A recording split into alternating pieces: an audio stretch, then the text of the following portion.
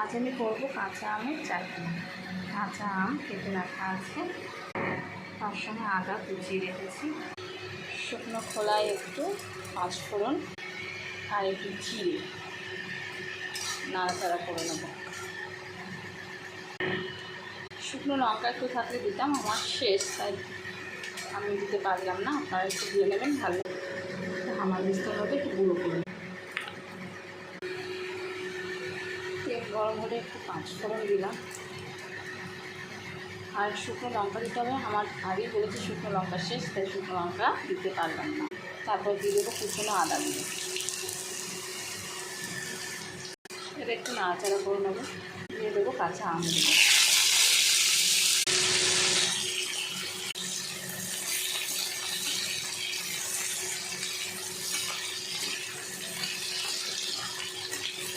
দিয়ে দিলাম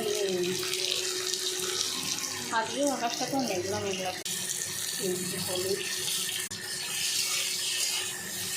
নাড়াচাড়া করে দেবো।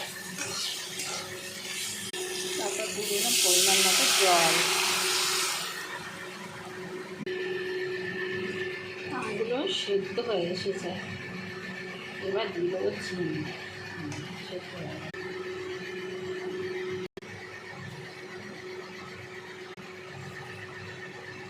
পরিমাণ মতো চিনি দিতে হবে, যে যতটা মিষ্টি খায় সেইভাবেই চিনি দেওয়া হবে।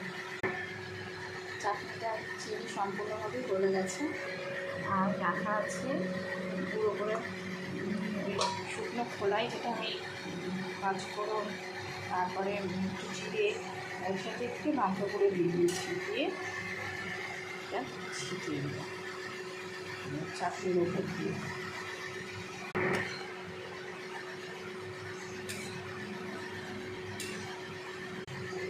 একটু ফুটতে দেবো। টক ঝাল মিষ্টি সমস্ত মিলিয়ে চাটনিটা দারুণ খেতে হয়।